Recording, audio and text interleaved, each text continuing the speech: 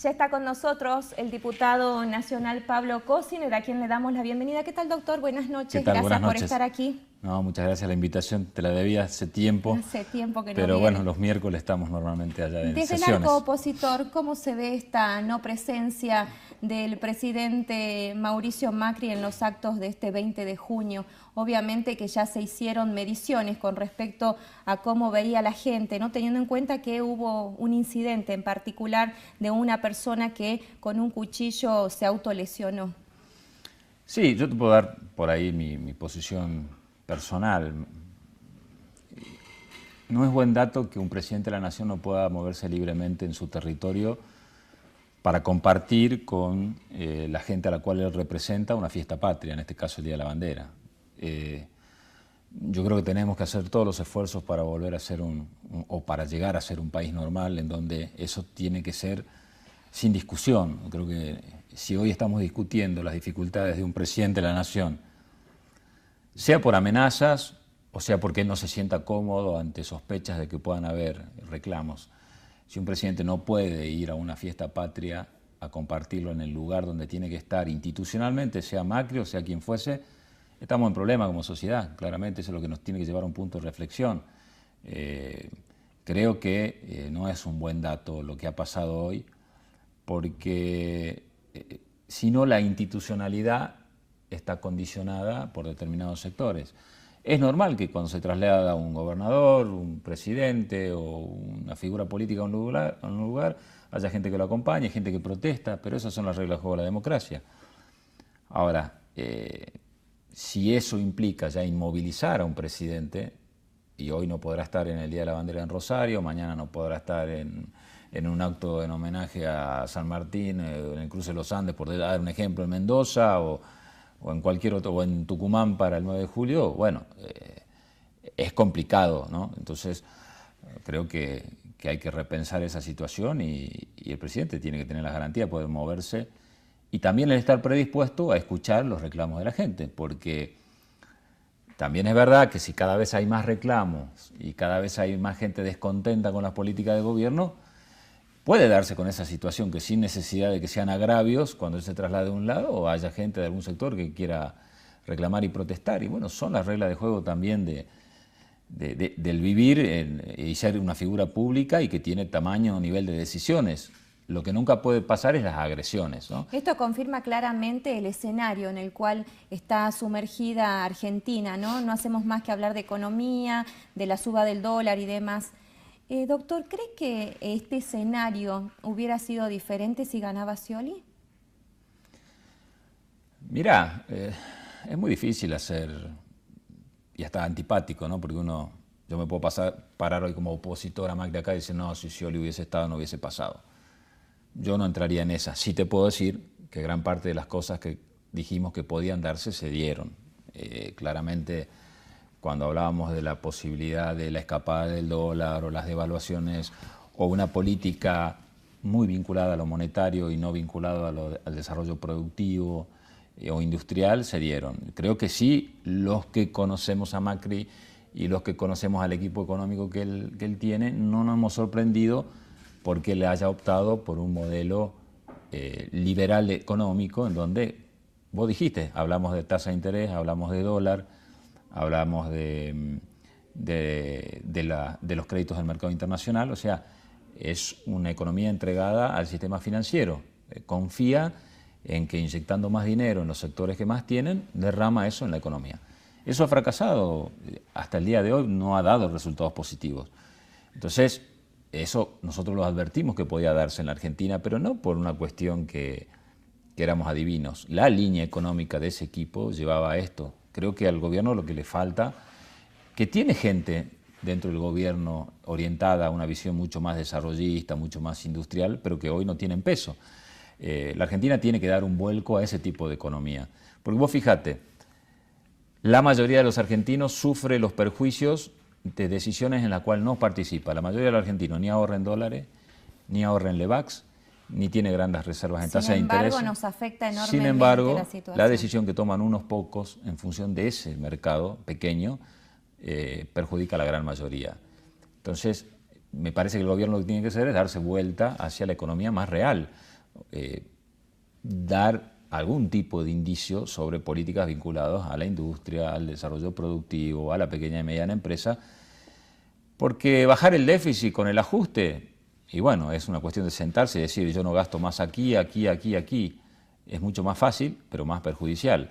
El desafío es cómo bajas ese ajuste con crecimiento, o sea, cómo bajas ese déficit, perdón, con crecimiento de la economía. Y ese es el problema de la Argentina de hoy. Doctor, otro debate que se ha instalado es el aborto, indiscutiblemente, ¿no? Que obviamente hemos visto con buenos ojos que se pueda debatir y plantear posiciones, aunque sean antagónicas. Ha sorprendido que más allá de la postura que conocemos de usted, que está en contra del aborto, no se haya expresado en el Congreso. ¿A qué se debió? Yo soy presidente de un bloque, o sea, yo expresé por los medios públicos, por reportajes, por mis redes sociales, mi opinión, claramente. Yo soy presidente de un bloque, entonces en mi bloque había diferentes opiniones. La decisión fue no cerrar yo en el tiempo que normalmente utilizo como presidente de bloque y dividí mi tiempo en dos diputados que planteen las dos posiciones que había en el bloque. ¿Cree una que fue cuestión de acertada respeto. esa decisión teniendo en cuenta que en Salta lo castigaron por eso? Yo no recibí ese castigo. Más te digo que cada 10 personas que me crucé, 9 me acompañaron en la decisión. Yo respeto a los que no lo hacen, pero no sentí ese planteo. Sí sentí el apoyo mayoritario de los salteños que estaban de acuerdo con la posición que yo planteé, lo que no quiere decir que no respete la otra decisión. Pero fui muy claro durante todos los días por qué no estoy a favor de la legalización del aborto, que no es lo mismo de la no punibilidad de la mujer. Sí hemos perdido una oportunidad para dar una discusión, quizá no en dos dictámenes extremos, pero era imposible colocar una otra opción en esta situación porque ya estaban muy polarizadas las posiciones. Pero desde lo filosófico, desde lo jurídico, entiendo que legalizar el aborto no es la solución para la problemática social de la mujer, que nosotros tenemos toda una construcción jurídica y filosófica del respeto a la vida desde la concepción, desde los pactos internacionales, desde la Constitución Nacional, desde el nuevo Código Civil, desde la Asignación Universal por Embarazo, que reconoce la apuesta a hacer valer la vida del hijo por nacer. Entonces, en esa concepción me encolumno yo y creo que no tenemos que optar entre las dos situaciones, tenemos que resolver las dos. Y como dice el Papa Francisco, a quien cito no como Papa, sino como pensador, yo diría Bergoglio, lo más progresista, porque acá es como que parece que sos progresista si defendés el aborto. Y yo digo que el gran desafío es ser progresista porque reconocer los derechos humanos a la persona por nacer, al más débil, al indefenso. Y yo lo voté con toda convicción. Estoy seguro que la legalización del aborto no es la solución para la problemática. ¿Por qué no di el discurso en la sesión? Tiene que ver con una cuestión también de respeto a la diversidad de opinión en mi bloque. Yo tengo una responsabilidad institucional de presidir un bloque donde había distintas opiniones. Entonces, y me pareció, en otros bloques no, en otros bloques es como que casi obligaron a los diputados a tener que votar en uno u otro sentido. En el caso de nuestro bloque no, fuimos plurales. Doctor, próximamente el presidente estaría por mandar al Congreso de la Nación una nueva ley para ver cómo se castiga a aquellos que cometen actos de corrupción y que tengan penas más duras. Esto sería para aquellos que cometan delitos una vez aprobada la ley. Sin embargo, tenemos todavía en el Senado desde junio, desde el 2016, que ustedes aprobaron y dieron media sanción a la ley de extinción de dominio. ¿Por qué cree que el bloque justicialista del Senado está duro en esta posición y no quiere abrir el debate? Mira, sé que estaban estudiando algunos temas vinculados a las constitucionalidades de algunos artículos. Yo creo que, coincido con vos, creo que hay que agilizarlo a todo tipo de normativa que implique mejorar los niveles de responsabilidad de quienes están obligados a administrar los fondos del Estado, mejor. También es verdad que hay cierta contradicción del gobierno que por un lado plantea este discurso, por otro lado cuando nosotros aprobamos la ley de blanqueo de capitales que imposibilitaba a los familiares de los funcionarios blanquear capitales, lo cambiaron con un decreto y le permitieron a hermanos del presidente o funcionarios hasta hoy siguen blanqueando algunos blanqueando dinero. familiares. Entonces, eso también hay que plantearlo, ¿no? Que hay que ser en ese sentido congruentes, pero si viene un proyecto de código penal aumentando las penas, bienvenida sea, yo lo voy a acompañar. Lo que pasa es que hay que ser congruente también y ver qué es lo que está pasando hacia adentro del mismo gobierno. Doctor, ¿cree que la problemática del ingenio San Isidro la debe solucionar la provincia o hay que dar intervención a Nación teniendo en cuenta que esto se va dilatando en el tiempo? Todo lo que tengamos para aportar tenemos que involucrarnos. De hecho, ayer yo estuve reunido en Casa de Salta con el gobernador Urtubey y él terminaba la reunión y se iba a... De hecho, se entrevistó con el ministro Triaca para tratar el tema este, o sea, que el gobernador se ha involucrado directamente, porque acá, por más que la problemática de los ingenios del sector azucarero o las problemáticas del sector fruto-hortícola, como puede pasar en Río Negro con la manzana, o como puede pasar con el vino en Mendoza o en Salta, o determinados sectores, dependan de condiciones económicas generales, quienes gobiernan en cada uno de los lugares no pueden decir, bueno, si el gobierno nacional no acierta en la política económica, es un problema que los ingenios estén así por el gobierno nacional. No, vos sos gobernador de Salta y tenés la responsabilidad de involucrarte. Entonces, a mí me parece bien que cada uno aportemos lo necesario y lo justo para poder... ¿Cuál fue la resolver. respuesta del Ministerio de Trabajo de la Nación? Bueno, sé que están trabajando, eso yo prefiero que por ahí que lo comenten el jefe de gabinete de ministros, Fernando Yarade, también estuve con él, me comentó que estaban trabajando en... hasta tanto se concrete la transferencia de acciones, que es la que están trabajando con algún otro grupo económico, y darle continuidad a la actividad, encontrar una apoyatura desde el Ministerio de Trabajo de la Nación en planes de contención respecto a las personas por el tiempo que quede en ese interregno entre la transferencia de una empresa hacia la otra, o de las acciones. Sé que están trabajando en eso, que habría una decisión del Ministerio de Trabajo de la Nación en acompañar este proceso de contención a los trabajadores, pero lo fundamental es que ese proceso de transferencia de acciones de los actuales titulares del ingenio a los que puedan llegar a hacerse cargo, se dé, y ahí tiene que ver y perjudique deudas. a la menos cantidad de gente posible. Sí, lo que pasa es que no es fácil porque ahí hay deudas, hay acciones no declaradas, un montón de continuidad cosas. o no del mismo personal. O sea, lo que sí sé es que el gobierno de la provincia se ha involucrado directamente en tratar de generar un puente para que ese acuerdo se pueda dar. Doctor, nos queda poco tiempo, voy a tratar de hacer un resumen de a lo que quiero ir políticamente. Bueno. Se viene el 2019, obviamente vamos a cambiar de gobernador, porque así lo establece la Constitución, no se va a poder reelegir, el gobernador tiene intenciones de ser candidato a presidente, y aquí se plantea algo que siempre es un debate en Salta con respecto al desdoblamiento de elecciones, si la hacemos con Nación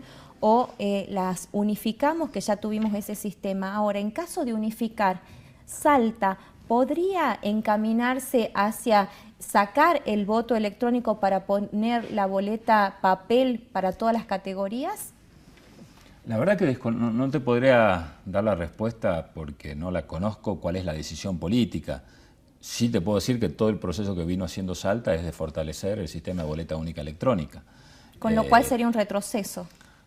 A ver, la última elección se aprobó la prueba fundamental que teníamos, que era si éramos capaces de llevar un proceso electoral con los dos sistemas a la vez el mismo día. Y creo que funcionó bien, con lo cual no veo por qué no pueda intentarse de vuelta. Obviamente que es mucho más fácil utilizar un solo sistema. Hago un escenario donde Juan Manuel Urtubey sería candidato a presidente y tendríamos un candidato a gobernador. Pero conociéndolo al gobernador, él no va a definir estas cosas por su escenario personal. Él ha hecho una fuerte apuesta por un sistema o por una renovación del sistema político o instrumental político. Ha sido una apuesta desde el año 2008 hasta ahora que ha venido dando muchos resultados. Sin embargo, a nivel nacional no es lo que piensan sus pares, por ejemplo. No, obviamente, porque por algo el proyecto que nosotros teníamos de implementarlo a nivel nacional no ha funcionado, porque hay temores todavía de la dirigencia política de empezar a dejar de lado los aparatos tradicionales y blanquearse en la relación con la gente directamente sin ningún tipo de intermediarios. Ojalá que lo podamos hacer. Lo ideal hubiese sido, todavía no vamos a bajar los brazos, que aquellas provincias que hemos desarrollado con éxito el sistema de boleta única electrónica podamos elegir los dos tipos de autoridades de esa manera. O sea, sería muy interesante que nos dejen, en el caso de la provincia de Salta, aplicar el sistema de boleta única electrónica a cargos nacionales y provinciales, porque ya tenemos la experiencia, ya son varias elecciones que hicimos padrón completo, con lo cual a nosotros no nos costaría absolutamente nada desde el esfuerzo logístico, desde el conocimiento del sistema. Vamos a seguir insistiendo, ojalá que se pueda hacer y no tener que retroceder a hacer voto papel porque la situación nacional lo obliga, ¿no? La gran materia pendiente es el debate dentro del Partido Justicialista Nacional, del cual Salta no escapa. ¿Cómo se va a plantear esto después del Mundial, donde obviamente se van a aceitar los motores para poner en marcha todo hacia el 2019? ¿Piensa en la inclusión de, por ejemplo, Leavi dentro de nuevamente un frente como candidato? Primero, yo no soy de aquellos que esté tan convencido que después del Mundial empieza la carrera electoral. Creo que la complejidad de las cosas que están pasando en la Argentina va a hacer que el tema electoral espere un poco. Me parece que además sería sano. Yo creo que si nosotros después del Mundial empezamos a hablar de las elecciones, estaríamos hablando un lenguaje totalmente inentendible para la mayoría de los salteños y de los argentinos. Me parece que los problemas que pasan en la Argentina, y de hecho obviamente tienen repercusiones en la vida económica de la provincia, son de tamaña preocupación de que no hay margen para hablar de las elecciones. Creo que el proceso electoral definitivamente se va a ir empezando a acelerar sobre fin de año, lo que no quiere decir que se hable, que hablemos obviamente de los temas, pero sería hasta irresponsable entrar en un ritmo de campaña electoral. ¿Leavi vuelve al PJ Lo de o al Leavi frente? es una decisión que la tiene que tomar él. Me parece que él representa un sector político que ha trabajado durante mucho tiempo junto con nosotros en el mismo frente, que por alineamientos nacionales